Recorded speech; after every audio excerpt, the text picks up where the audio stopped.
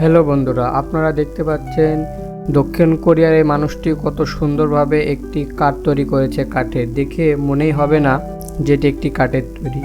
তার চাকা রয়েছে, স্টিয়ারিং হুইল রয়েছে, এমনকি সব কিছু রয়েছে যা যা একটি আসল গাড়িতে থাকে।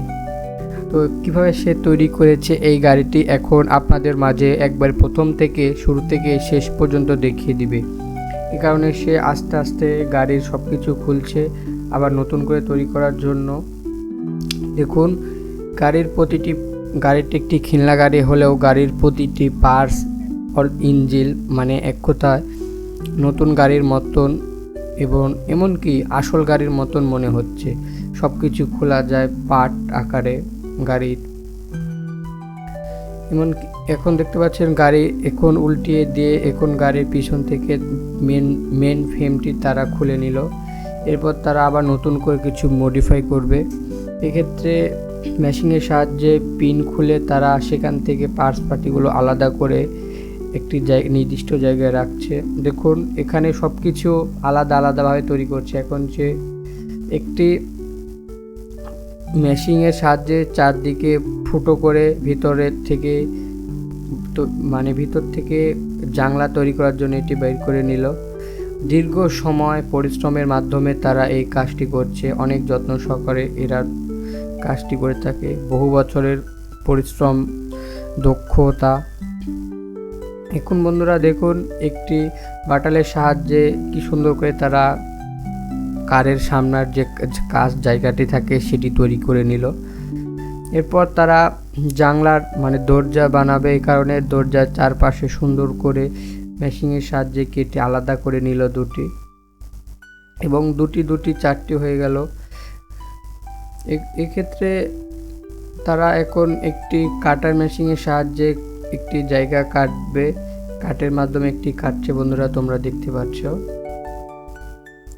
তারা অনেক দক্ষতার সাথে এই কাজগুলো করে থাকে দীর্ঘ সময়, দীর্ঘ পরিশ্রমের মাধ্যমে। তোমরা দেখতে পাচ্ছ ইতিমধ্যে তারা চারটি এরকম তৈরি করে নিয়েছে।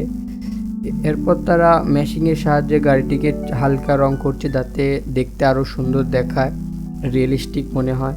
এই যে চারটা দরজাতে রং করছে, এই যে ফুল পার্টস পাতি দেখাচ্ছে এখানে A to Z কীভাবে তারা কি তৈরি করেছে।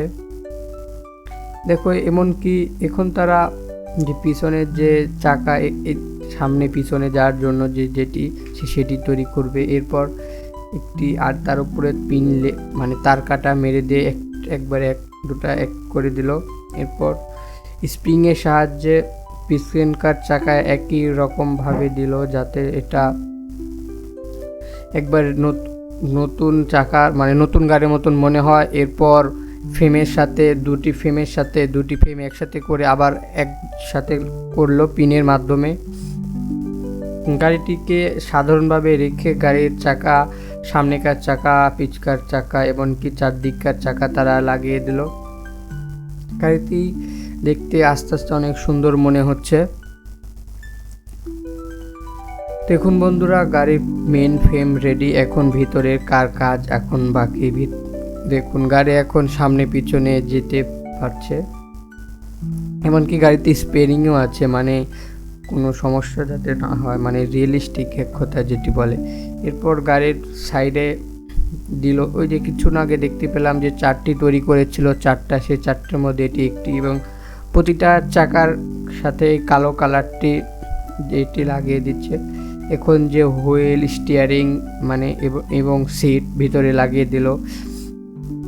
একটি প্রাইভেট কারে যেমন চারটি সিট থাকে, তার চারটে সিট এবং চারটা দরজা লাগিয়ে দিল।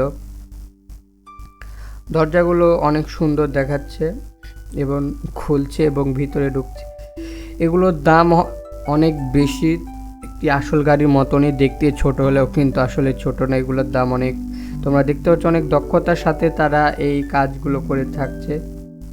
এবং সবশেষে তারা সামনে চাকা, সামনে কি জানি বলে, ওইটা লাগিয়ে দিল। এরপরে দুই সাইডের যে কাজ বলতে দেখার জন্য, এমনকি উপরের কিছু মাল রাখার জন্য দেখি এটা আসলে এক ধরনের মাল গাড়ি। এরপর তারা পিছনে লাগিয়ে দিল পিছনকার যে এমনকি নিচে তার ব্র্যান্ডও দেখাচ্ছে বন্ধুরা, দেখুন। এরপর ফাইনাল লুক রেডি হয়েছে। গাড়িটা দেখে অনেক সুন্দর মনে হচ্ছে, যদিও এটি কাঠের তৈরি, তবুও কিছু সময়ের জন্য মনে হলো যে এই গাড়িটা মনে হয় নিজের। এমন একটা নিজের গাড়ি থাকলে কারোর না ভালো লাগে বন্ধুগণ। গাড়িটিকে অনেক দীর্ঘ সময় তারা কঠোর পরিশ্রমের মাধ্যমে তৈরি করেছে। গাড়িটি দেখতে পুরোটাই রিয়েলিস্টিক মতো লাগছে বন্ধুরা।